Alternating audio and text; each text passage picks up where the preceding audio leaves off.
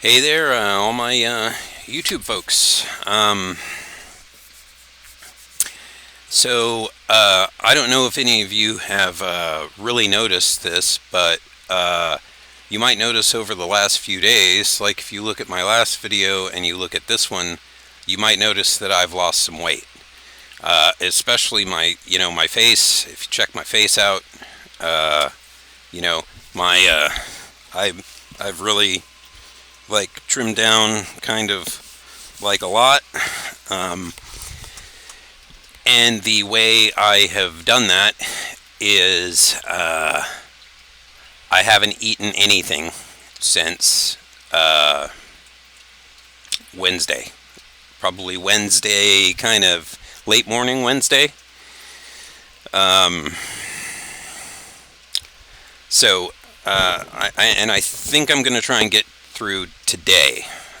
My research says you need to be careful fasting, you know, more than 3 or 4 days because your muscle tissue can start getting eaten into. I'm carrying a good bit of fat around, so I felt like I could probably get away with it. Man, that's even starting to like show up more. Um, so I guess what I wanted to do is because I mean the go over kind of some of the positives and maybe the sort of negatives. I have sort of experienced here. Um, let's go ahead and go with the positives first because that's probably really what people want to hear. A lot of people might think the negatives are kind of obvious, um, but they may not be. So try and stick around. So positives, obviously, it is very effective. Once you get your body into ketosis, um, as long as you have a relatively good metabolism, uh, it's gonna start it's gonna start churning away, and it's gonna start pulling body fat just to keep you going when you're just sitting there. The moment you enter ketosis is very noticeable. Just it's hard to explain. It's like the foreman. It's like one of the workers is like, "Oh, hey, boss, we got no fuel coming in, boss. I don't know what's up. There's some water coming in, and some salt and maybe a few electrolytes, but man, we got no solid food." And the foreman's like, "Okay, I'll go ahead and switch us over to backup," and he goes and flips a switch, and then like the diesel generator starts up, and it's like the electricity never went out in the place or whatever. I don't know if you guys have ever worked at a call center, but like most call centers have big huge Cumming diesel generators, and they test the thing. They'll like run the whole center on the generator for like 3 days. Just a little segue there. But you can definitely feel that switch flip. Um, so there's a very kind of noticeable that, and then once you get kind of firmly into ketosis, you feel hot, like a lot. Um, but mostly, once you get there, that's sort of where you want to be, and then you really start noticing that like weight starts kind of coming off you, and you can notice even losing 2 or 3 pounds. Now, according to the internet, a guy like me, it's going to cost me about zero point 0.7 pounds of fat a day, maybe up to one, depending on my activity. So like I went for a 2-hour walk last night, and I know you guys might think I'm exaggerating, but like wow, like I'm just looking at myself, and I noticeably look thinner, especially again in my face and stuff before I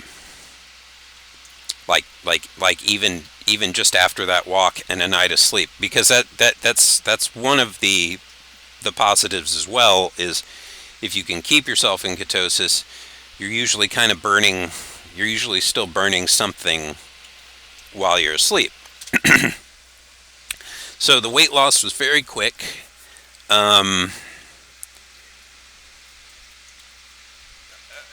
Your body gets used to it. This will be associated with the negative, so I'm just going to leave it at that for until I get there. It gets used to it. It's a little awkward at first, but it gets used to it. The hunger you're expecting, which is there a little bit, does tend to go away. Usually in kind of, for me, it really went away like last night. So last night would have been officially kind of my second day, and it sort of was like another switch flip, you know? It's like my body tried to come off ketosis, and I wouldn't have it, and it's like, okay, well, let's keep doing it then. Just don't bother making him hungry anymore. He's gonna go through on this thing, you know.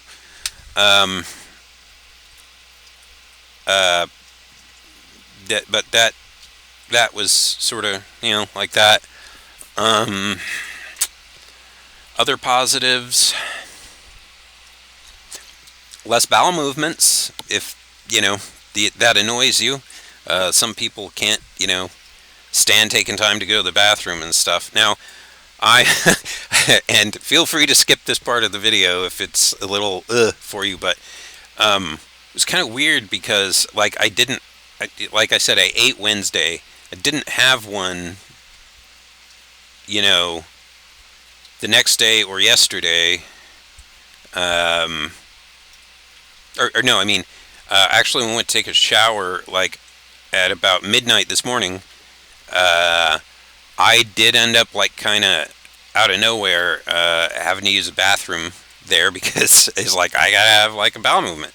And it was not difficult. It didn't, I think it was mostly, and I looked it up, I think it was mostly, like, just, like, remaining stomach debris and your colon and intestine shed lining. It's very mucusy. They say that could happen. So sorry to be a little gross there. I just, you know, again, want you guys to be prepared.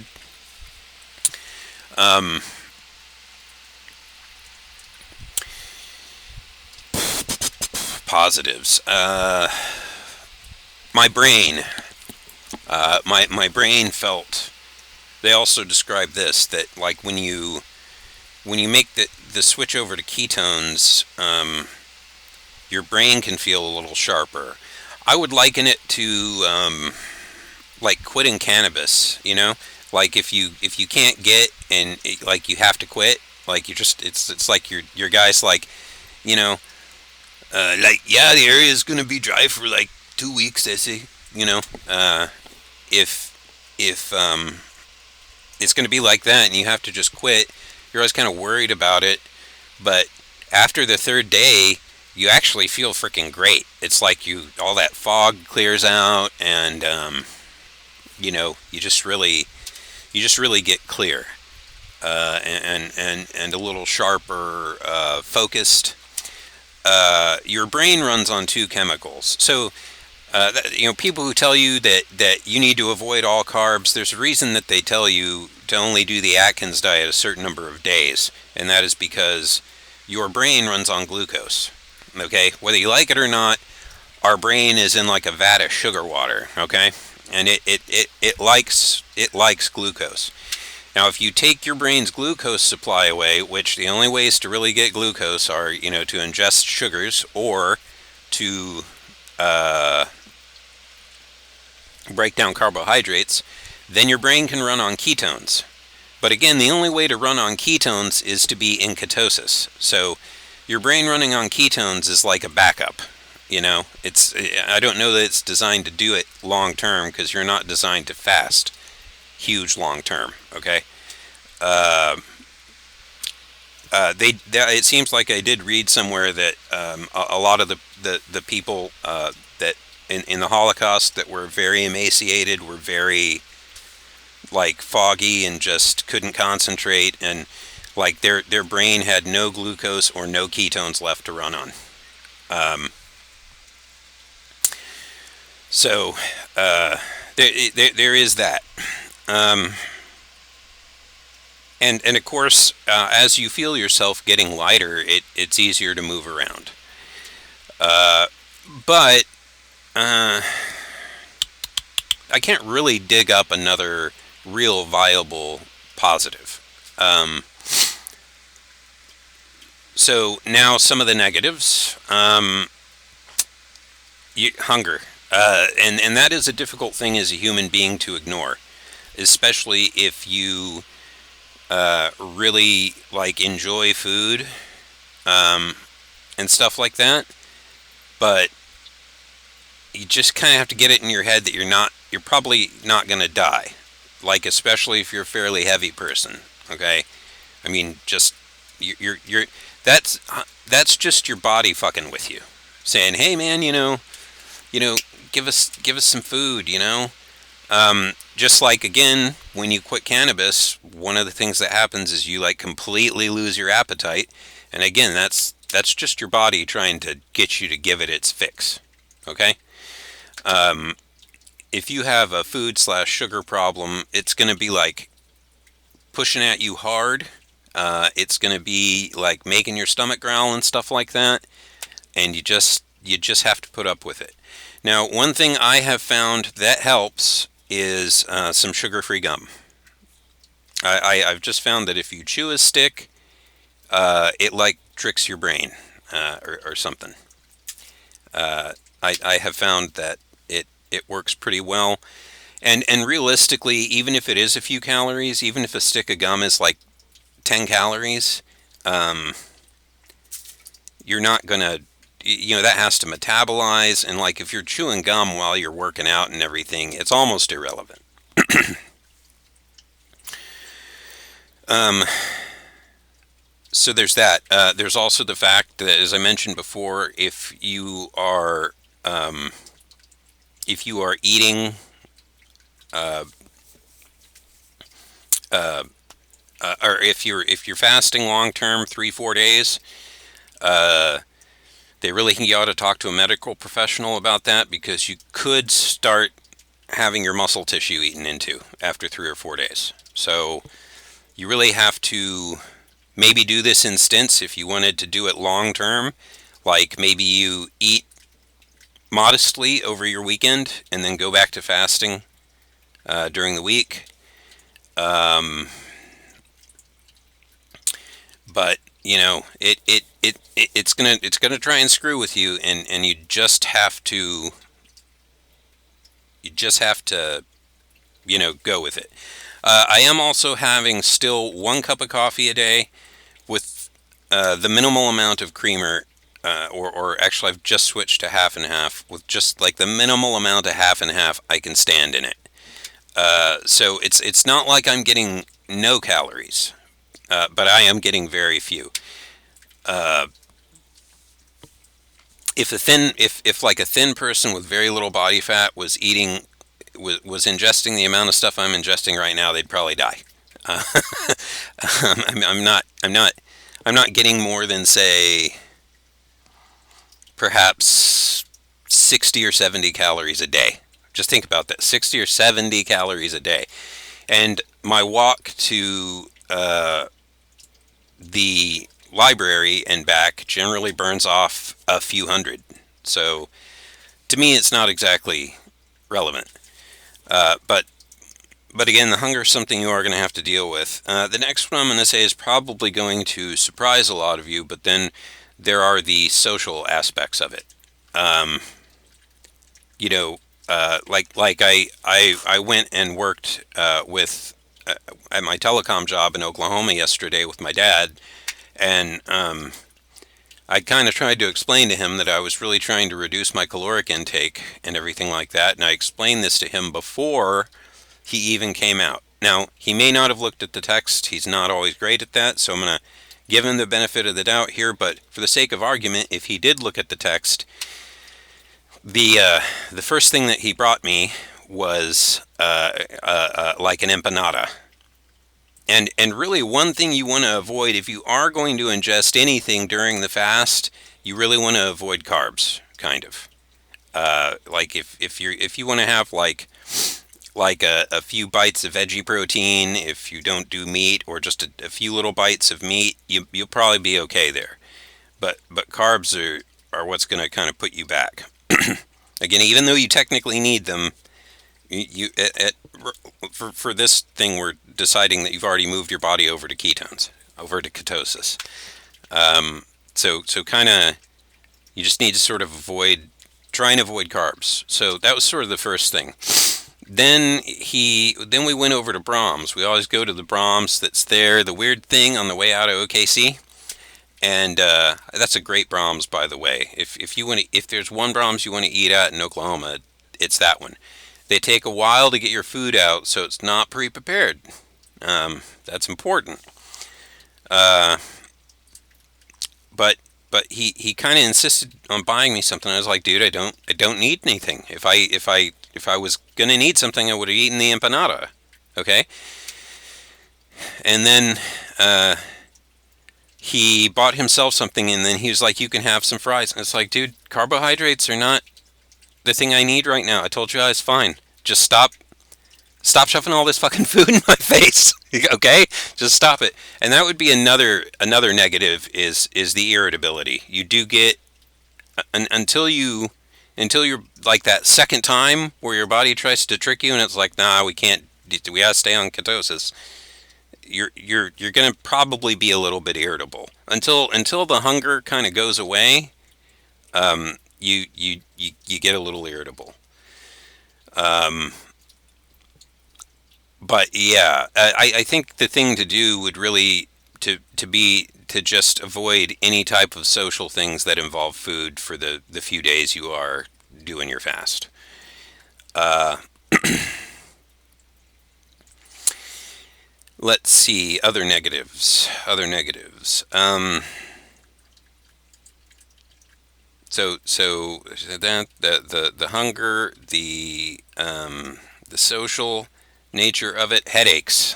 That's kind of another sort of thing that your body will do to sort of, you know, try and convince you to eat is you start getting like no food headaches, which is why I think it kind of actually is important to give your body some calories. If you feed it just a few calories, you'll be surprised how your body's like, even if it's just like a 1 calorie stick of gum, and then there's the action of chewing, and then swallowing your saliva and stuff. It's like you're eating, and your body thinks you're eating.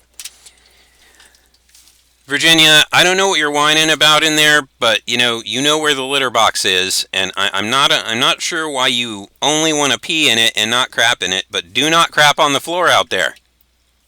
You are a 40-year-old girl.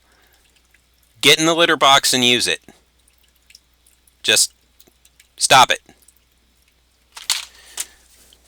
Sorry, but I've got like literally a 40-year-old girl cat, like cat ears, that like it's like she hit her head while I was at work or something one day, and like she just like developed these weird litter box habits. Um, uh, uh, but I would also recommend just taking some ibuprofen. Okay, uh, because again, that kind of puts a little something in your stomach. Your stomach can actually like do its thing. Your body's like, are we eating? Are we eating?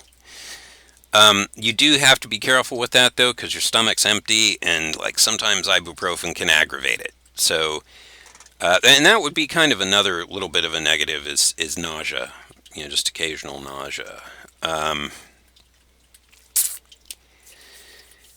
uh, there might be one or two minor ones, but there actually aren't a whole lot of net positives and net negatives to doing this.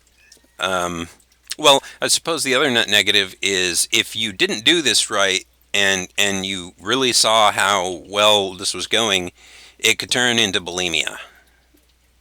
Uh, or anorexia, or some type of weight disorder, which you need to be careful of. You need to set like strict schedules for doing this thing. You need to stick to that, and not harm yourself in that way.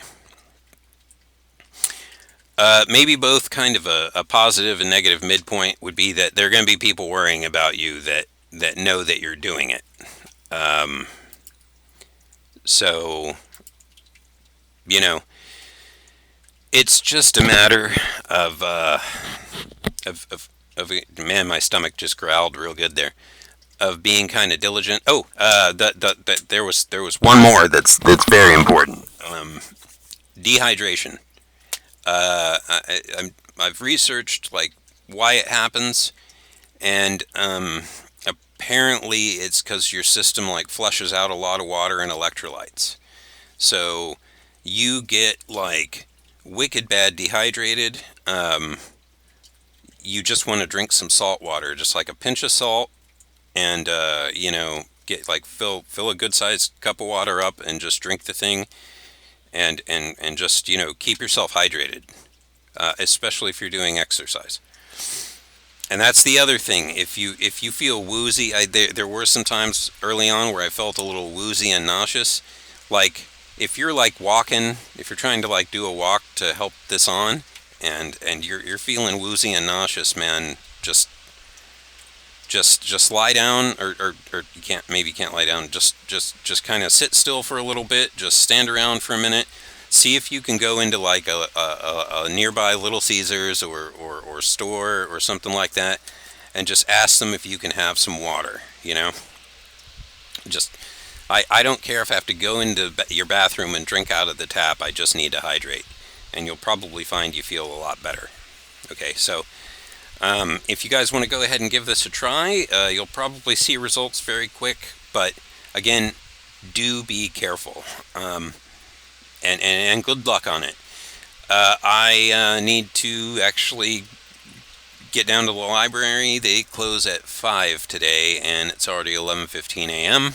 So I am kind of running out of hours. It takes about half an hour to get down there. So I'm going to go ahead and say goodbye to you guys. That's goemonronin and Joe signing out. Please like and subscribe. Thank you for sticking to the end if you did. Have a great day.